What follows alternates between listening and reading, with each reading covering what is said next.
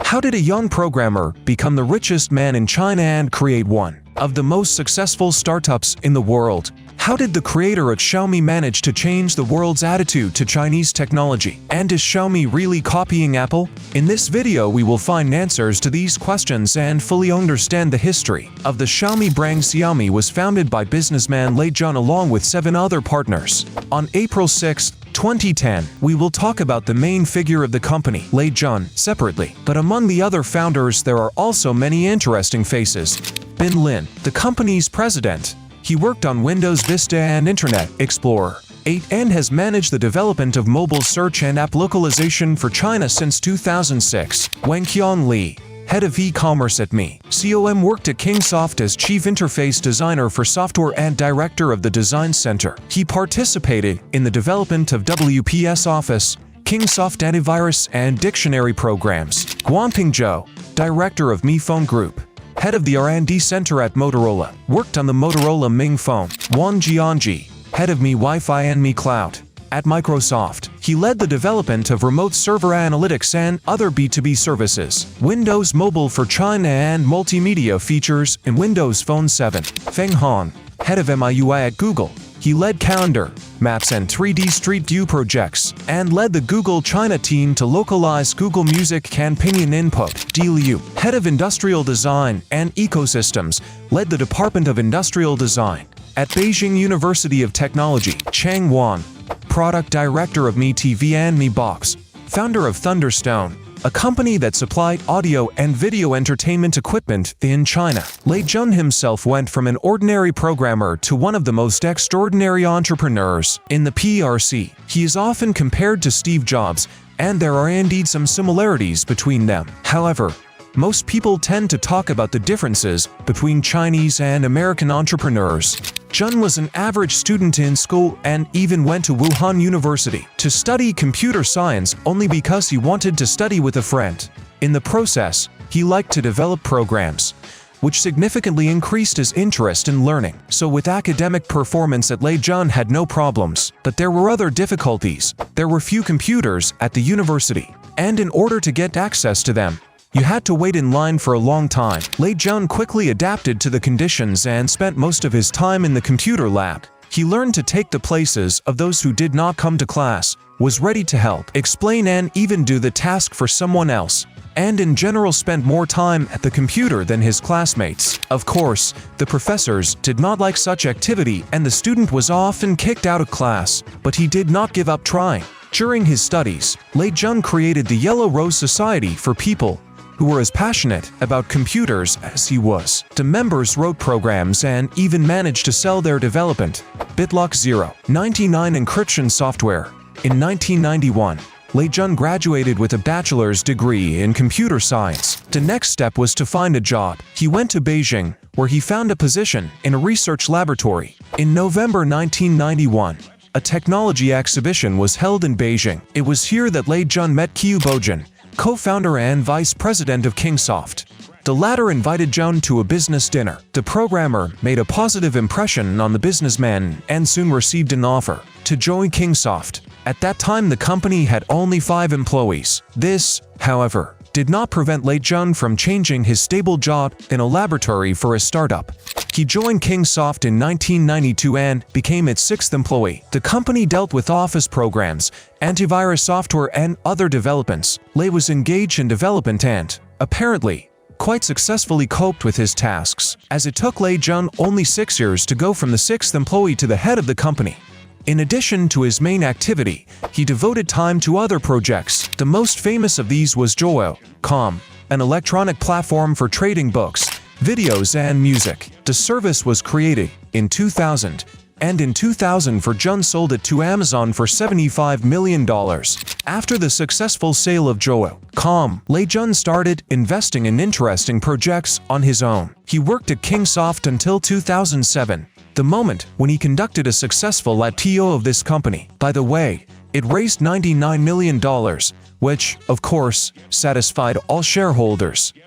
Lei Jun himself also owned shares in the company, and therefore earned good money. After his departure, he retained a seat on the board of directors, and in 2011 he took the post of chairman. Kingsoft's financial performance declined significantly during the period when Lei Jun was not in charge of the company. The entrepreneur cited the end of the software era in China and the beginning of the internet era as the reason for his departure from Kingsoft. It was the internet that interested Jun the most. Although he was in no hurry to start his own company, he focused on investments. Lei Jun was involved in investments until 2010, by which time Jun had already become a billionaire. It was in 2010 that he went back to his dream of building a company, and he finally had enough money to do so.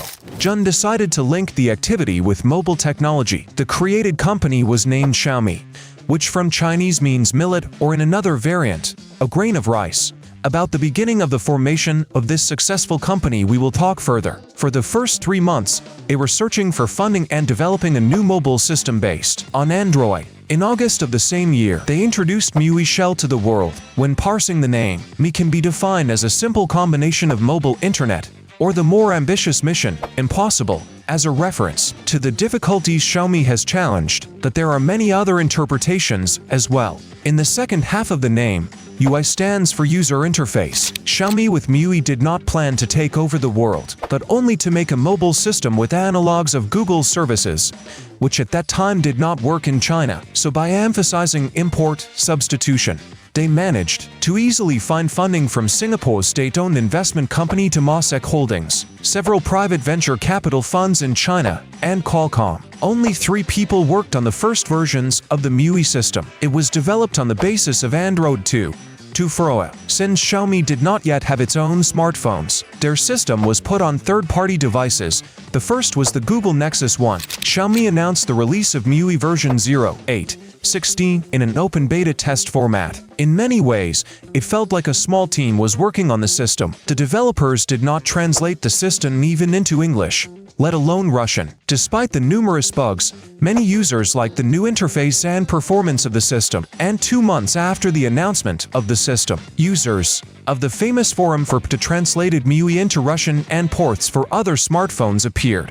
This is how Xiaomi got its first base of active fans. The MIUI system had many intermediate versions and was constantly evolving. The developers collected feedback and recommendations from the community to quickly fix problems and add new features. The second version of MIUI was released 6 months later. The system had a new interface, more customization options, and a redesigned ringer. A little later, MIUI v2 was released on Android 2.3. Perhaps with this release and began a more mass distribution of the system. If such a thing can be said about custom firmware, which is usually put only a few enthusiasts. The system is loved for a variety of themes and the ability to combine them. Convenient functions and small useful chips, like displaying the number of missed calls on the icon color and a standard file manager. So, Xiaomi has already become a popular company in narrow circles of people. MIUI had a user base of 500,000, and the creators of the company probably had a question: what to do next? The solution turned out to be obvious. On August 16, 2011, Xiaomi organized a small event, the so-called Meetup for fans, but there were also journalists there. At the presentation, the company announced the first Xiaomi phone smartphone Mi 1 or Mi 1. The director of the company emphasized that their smartphone has a large battery of 1930 mAh will actually last 2 days from a single charge, while competitors put batteries of 1400 to 1500 mAh. That the smartphone was loved not for the specs, but for the reasonable balance between features and price. On pre-order, the base model was sold at a price of about $310. Remember the rate of 30 and get a flagship smartphone cheaper than 10,000 rubles. Although in Russia Xiaomi phone was not so easy to get, and the price was much higher. The model turned out to be a success, despite the fact that it was not sold first through regular stores, but collected pre-orders. In the first 34 hours after the sales launch, 300,000 pre-orders were collected. For the first smartphone, these are not bad results, but far from fantastic. Given that users did not pay money, but only booked a queue for the purchase, the smartphone started to be delivered only in October and in small batches. Xiaomi Mi 2 became a truly popular smartphone. It was introduced exactly 1 year after the announcement of the first smartphone. Xiaomi Mi 2 continued the idea of its predecessor, an inexpensive smartphone with cool features and a lot of opportunities for geeks. In the basic modification, it cost the same amount to 1,999 yuan, still about 10,000 rubles at the exchange rate of the time. The first batch of 50,000 Xiaomi Mi 2 smartphones were sold out in just 3 minutes. It was a success. In mid-January 2013, the retailer Mobicity announced that it would take official deliveries of Xiaomi Mi 2 smartphone to Britain and Australia. Prior to that, Xiaomi smartphones were officially sold only in China. In April of the same year, there was a presentation of 2 modifications of the second model. More powerful Xiaomi Mi 2S and more affordable Mi 2A. This lineup finally consolidated the success of the company, and already in September they reported 10 million sold copies of Xiaomi Mi 2. Mi 2A and Mi 2S. In the summer of 2017, Lei Jun, director of Xiaomi, said that the Mi 2 and Mi 2S smartphones are still used by 5 million people and they will receive an update to the new MIUI 9 system. Even the iPhone 5, which came out around the same time as the Mi 2, did not receive an update to iOS 11. The successful entry into the mobile market has allowed Xiaomi's CEO, Lei Jun, to become one of China's most successful entrepreneurs in history in the future. According to Forbes, at the beginning of 2018, his fortune is estimated at $7 billion. Also in September 2013, they introduced a new flagship Xiaomi Mi 3, which allowed the company to increase sales even more.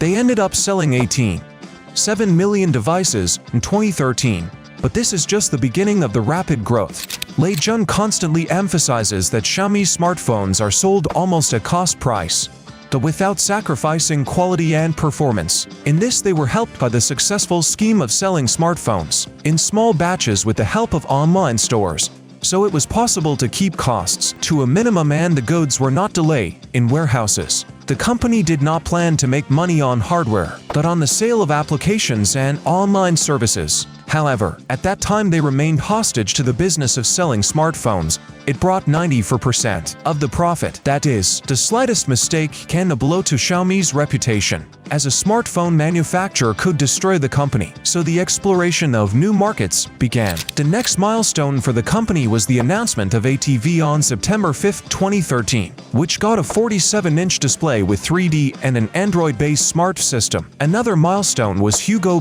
joining Xiaomi as vice president. In the past, he worked at Google on Android and was the face of the system at all conferences. In 2014, Xiaomi started selling routers, TV set-top boxes, air purifiers, portable batteries, and other small appliances and accessories. In parallel, it expanded its smartphone lineup to an unimaginable number, released MIUI 6 and announced the Mi Pad tablet. At that moment, the tablet market began to gradually fall, so there was no salvation in it. The real bestseller was the Mi Band fitness bracelet. The company managed to release the most smart gadget with an astonishingly low price and capture only the emerging market of wearable electronics, second only to the already established leader Fitbit. 2015 was a quieter year for the company. It introduced the first E-branded action camera, new smartphones in the Redmi Note and Mi Note lines and several modifications of the Mi4 flagship, as well as a Segway, a new budget Mi TV 2, Mi Pad 2 and a lot of small appliances like a water tester, a wireless speaker and a gamepad. The year was more significant in terms of market expansion. Xiaomi entered the Indian market through 2 major local online stores. Back in 2015, Xiaomi opened its own manufacturing facility in Brazil for the Redmi 2 smartphone, the first time the company assembled devices in a country other than China. In February 2015, it was reported that Xiaomi smartphones would be sold in the US by US Mobile, a US carrier. It was later revealed that they were simply importing the devices from China as is, without support for many LTE frequencies and local services. Xiaomi explained that US Mobile is not the official distributor of their smartphones and the company has no plans to sell the devices in the US at all for now. But in June 2015, Marvel Distribution officially brought the Mi Pad tablet to Russia at a price of 17,990 rubles. This was not a bad price tag, considering that in Chinese online stores could be bought for 13,000 to 14,000. Xiaomi failed to capture the American market. Yes, and the company's management constantly claims that the US is not a priority for them. Therefore, the Mi.com website sells only accessories and small appliances there. In 2016, there was a landmark event for Russians. Another flagship Mi 5, a smart bicycle Kicycle, a line of laptops Mi Notebook and a smartphone Redmi Pro were presented. In May 2016, sales of the Xiaomi Mi 4i smartphone began through the online stores of Spiazzano Go and Euroset. A little later, other models appeared in online retail. Then Xiaomi finally realized, or it was explained to it, that the business strategy with online sales in small batches does not work in other markets, so it had to adapt. And only in October the company opened the first branded offline store in Moscow with the help of a new official distributor, Smart Orange. Thus began the gradual attempts to conquer the Russian market. It cannot be said that Russians received the appearance of white Xiaomi smartphones in Russia with warmth. Many complained about the high markup. For example, Xiaomi Mi 5. In China it costs 1,999 yuan, or about 20,000 rubles at the exchange rate of the time, or 35,000 rubles in the official Russian retail. 2017 started even worse for Xiaomi in Russia. Apparently, Xiaomi and the Russian distributor Smart Orange are dissatisfied with smartphone sales in Russia and moved to drastic measures. In April, complaints began to appear on thematic forums and in social networks that Xiaomi equipment bought in a Chinese online store did not pass customs. Buyers received letters with roughly the same content. This is counterfeit goods that violate the rights of Smart Orange. Thus began a small war with gray devices. Later it turned out that customs officials banned the import of Xiaomi smartphones after an appeal from Smart Orange, which owns the rights to the brand in Russia. There was a huge confusion. Some lawyers say that the actions of the distributor are quite legal, and others that the customs cannot recognize the goods as counterfeit without a court decision. But the fact remains that many customers did not receive their devices. Angry customers have formed a petition sent to the management of Xiaomi. Among the complaints there are points that Smart Orange sells smartphones at excessively inflated prices, and such a policy can negatively affect the reputation of the company. A little later it turned out that the Xiaomi management is already aware of the situation and they are trying to solve the problem together with the distributor. The situation was resolved only in early July, when the Federal Customs Service reported the receipt of an official request from the right holder Smart Orange, which allowed the import of Xiaomi-branded devices into Russia by mail. Is plagiarism present? Since the launch of the first smartphone, Xiaomi has been referred to as an Apple follower. Similar associations were also present with MIUI, which was combined with iOS thanks to its design. Lei Jun himself did not hide his fascination with Apple. It is impossible not to remember his nickname Chinese Steve Jobs. There is indeed something in common between them: the style of dress, the format of product presentation, the ability to borrow good ideas from competitors, and, finally, to build large companies. But far more important are the differences between the entrepreneurs. Lei Jun is not famous for being as violent as Jobs. He is not arrogant and is ready to do a lot for his customers. Lei Jun himself is very respectful of Jobs, but he also argues that the American entrepreneur probably could not have succeeded in the PRC. The Apple CEO's perfectionism, which is not in line with Chinese culture, would have been a significant obstacle. According to Lei Jun, US companies should learn to compromise in order to succeed in China. In a country where a lot depends on the government, this is one of the key skills. Jun opposes comparisons between Xiaomi and Apple. He often points out the differences in corporate culture and approach between the companies. The Chinese businessman emphasizes that Xiaomi's developments are not released in an atmosphere of secrecy and users always have the opportunity to test new products. Unlike Apple, Xiaomi allows you to independently improve the software, change the battery, and, in general, behaves more friendly to the consumer. Another difference is that Apple was created in a small garage, while Xiaomi is a project with a rational approach from an already successful businessman. Xiaomi's lineup of devices and accessories cannot be counted on your fingers. It may seem that the company has released all sorts of gadgets: headphones, scales, humidifiers, kettles, bags, backpacks and suitcases, surveillance cameras, a huge line of smart home devices with motion sensors, temperature sensors, and more. And so you can list to infinity. Xiaomi also has a slew of subsidiaries that produce smart speakers and various electric screwdrivers. Thanks to this story, Lei Jun has become a good example that startups are not the prerogative of youth. At the time of the company's creation, the entrepreneur was 40 years old, had an impressive bank account, and led a quite quiet life. The entrepreneur's main dream is to achieve that everyone can enjoy new technologies. Of course, first of all, he means Xiaomi products. He wants his company's developments to be sold all over the world, so that everyone can feel the advantage of Chinese innovative technologies. Do you think the comparison between Lei and Jobs is appropriate? And will Xiaomi ever overtake Apple? Share your opinions in the comments, and that's all for now.